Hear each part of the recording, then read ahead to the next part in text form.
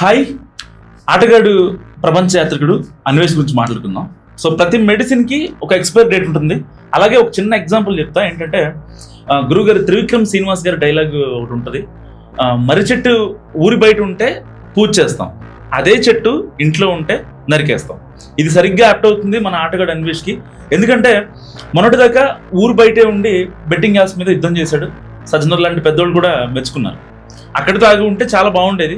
ఆ తర్వాత కమెడియన్ ఆలీని పాకిస్తానీ తీవ్రవాది అనడం, ఇంకా నాగార్జునకి ఉగ్రవాదులతో సంబంధం అని చెప్పడం, ఇప్పుడు ఏకంగా గవర్నమెంట్ సెక్టార్లోనే 300 కోట్ల రూపాయల అవినీతి జరిగిందంటూ అన్వేష్ చేసిన కామెంట్స్ ఇప్పుడు హాట్గా మారాయి. అసలు అన్వేష్కి ఎందుకింత నోటిదోల?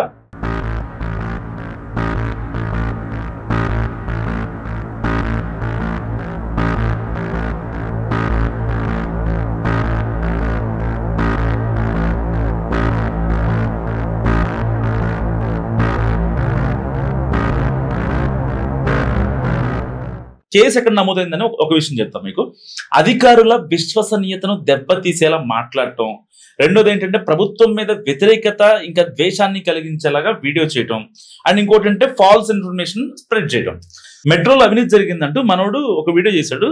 అదేంటంటే తెలంగాణ డీజీపీ జితేందర్ గారి మీద, మెట్రో ఎండి ఎన్విఎస్ రెడ్డి మీద, ఇంకా ఎం దానకిషోర్ గారి మీద ఐఏఎస్, ఆయన principal secretary municipal administration urban development కింద ఆయన సెక్రటరీగా ఉన్నారు. అండ్ శాంతి కుమార్ గారు ఐఏఎస్, ఇప్పుడు తెలంగాణ తొలి మహిళా ప్రధాన కార్యదర్శి, అండ్ వికాస్ రాజు గారు ఐఏఎస్. సో వీళ్ళు 5గురు కలిసి మెట్రో బెట్టింగ్ యాప్స్ ప్రమోషన్ కింద 300 కోట్లు తిన్నారు అనేది మనోడి ఫాల్స్ అలిగేషన్.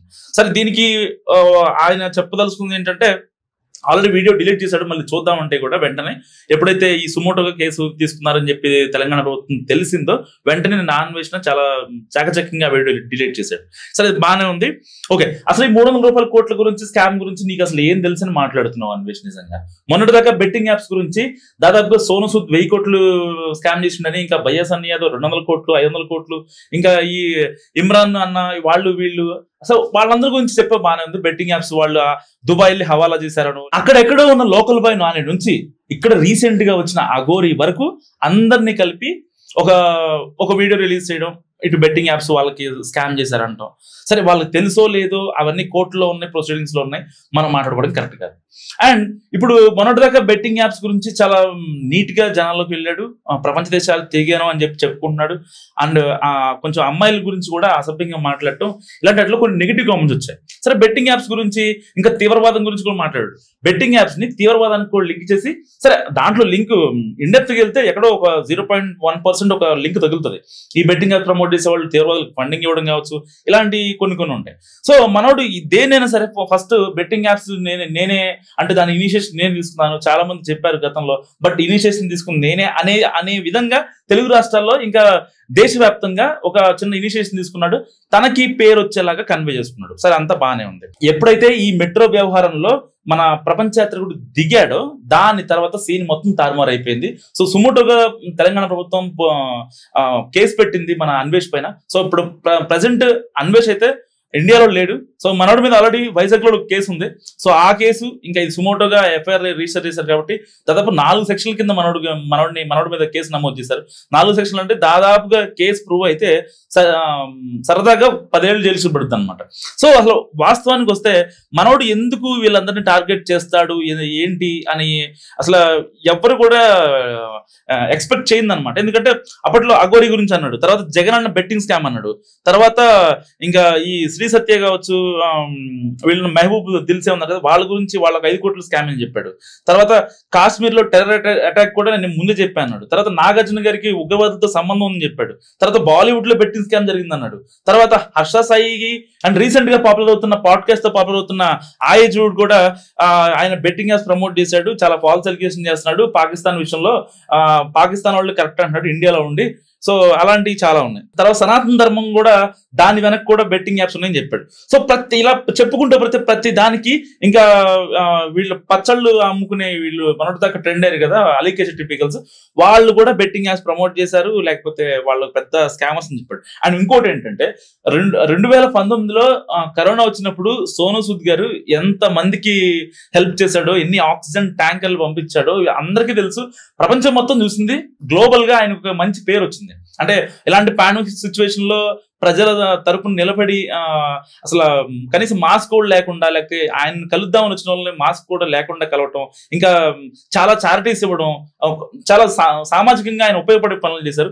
ఆయన కూడా కలిపేశాడు, ఆఖరికి 1000 కోట్ల స్కామ్ చేశారంటూ పెట్టేశాడు అనమాట. తర్వాత ఇక తిరుమల తిరుపతి దేవస్థానం కూడా వదలలేదు, వెంకటేశ్వర స్వామి కూడా బెట్టింగ్ యాప్స్ చేశారంటూ కూడా ఆయన చాలా సంచలన వ్యాఖ్యలు చేశాడు. తర్వాత ఈ బెట్టింగ్ యాప్స్ మీద జ్యోతక్ కూడా 10 కోట్లు స్కామ్ చేసిందని, ఇంకా ఆలీ కూడా పాకిస్తాన్ తీవ్రవాదంలో భాగంగా ఉన్నాడని, బిగ్ బాస్ అంతా మోసం అంటూ కూడా ప్రతిదీ సెన్సేషన్, ఏది మాట్లాడినా సెన్సేషన్ భయ్యా నిజంగా.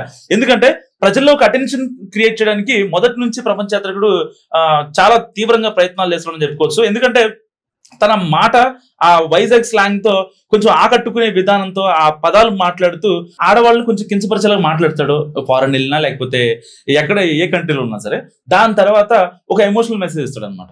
డబ్బు పొదుపుగా యూజ్ చేయండి, నేను చాలా ఇబ్బంది పడ్డా, లేకపోతే నేను ఎంత సంపాదించాను అంత సంపాదించాను, నాకు దగ్గర నా టీం ఎవరు లేరు, నేను ఒక్కడనే ఉంటా, మీరు అనుకుంటారు చాలా మంది నా టీంలో వర్క్ చేస్తున్నారని, నేనే తమ్మునే చేసుకుంటాను, నేనే వీడియో ఎడిటింగ్ చేసుకుంటాను, నా దగ్గర హార్డ్ డిస్క్లు ఉంటాయి, మెమరీ కార్డులు ఉంటాయి, పెన్ డ్రైవ్లు ఉంటాయి అని చెప్పి చాలా ఒక అంటే ఎవరన్నా వింటే ఎట్లా ఉంటుందంటే అరే ఒక్కడే ఇన్ని హ్యాండిల్ చేస్తున్నాడా అనే ఒక సింపతి క్రియేట్ అవుతుంది.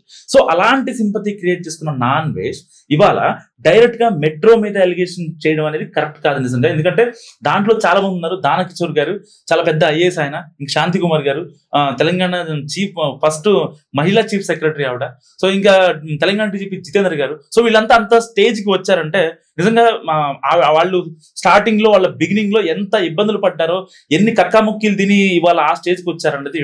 సో అంటే ఇప్పుడు ఒక మనిషి ఒక హైట్ కి రావాలంటే దాని వెనకాల బోల్డ్ ఉంటాయి, ఊరినే వచ్చి ఏదో కూర్చున్నా ఉంటే కాదు కదా. సో అలాంటి వాళ్ళ మీద ఎన్వీఎస్ రెడ్డి లాంటి వాళ్ళ పెద్ద పెద్ద వాళ్ళ మీద నువ్వు ఇవాళ అలిగేషన్ నిజంగా కరెక్ట్ కాదని చెప్పాలి. ఎందుకంటే ఒక రకంగా సజ్జనర్ లాంటి వ్యక్తులు నిన్ను అప్రిషియేట్ చేసి నీతో మాట్లాడి నీకు టైం స్పెండ్ చేసి ఏదో పిచ్చి చాలా మంది బ్లాగ్ వస్తున్నారు, ట్రావెల్ బ్లాగర్స్ కానీ మోటో బ్లాగర్స్ కానీ చాలా మంది ఉన్నారు.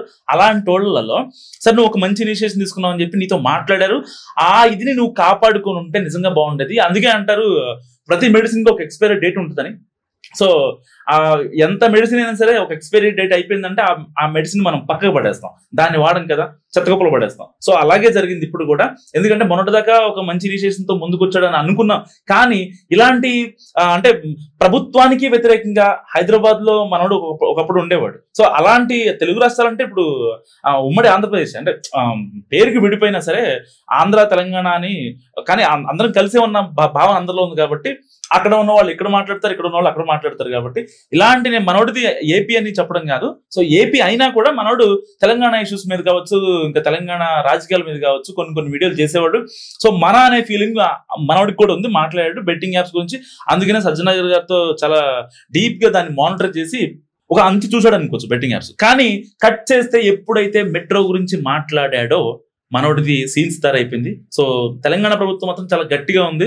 ఎందుకంటే ఇప్పటిదాకా మనోడు చేసిన వ్యవహారాలన్నీ ఇంక ఇప్పుడు పిన్ టు పిన్ మానిటర్ అవుతాయి. ఎందుకంటే ఇప్పటిదాకా చాలా మంది మీద ఎలిగేషన్ చేశాడు కాబట్టి దాదాపుగా ఒక 15 మంది ఉన్నారు.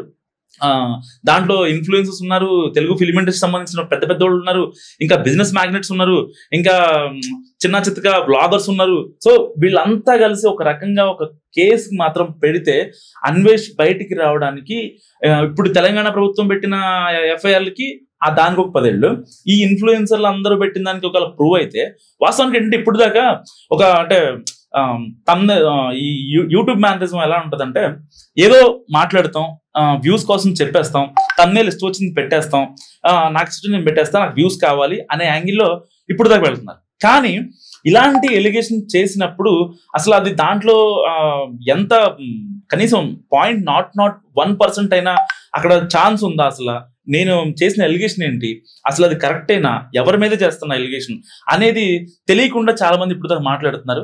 సో బెట్టింగ్ యాప్స్ పైన ఎప్పుడైతే అన్వేష్ మాట్లాడటం మొదలెట్టాడో మనోడు ఏం మాట్లాడినా కూడా జనం రిసీవర్స్ కూడా మొదలెట్టారు.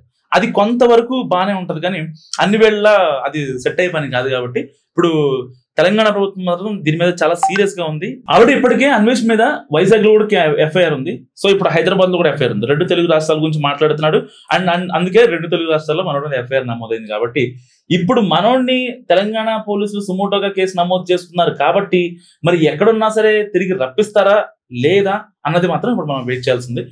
సో అన్వేష్ గురించి మీరేమనుకుంటున్నారో కామెంట్ ఇప్పుడు తెలియజేయండి.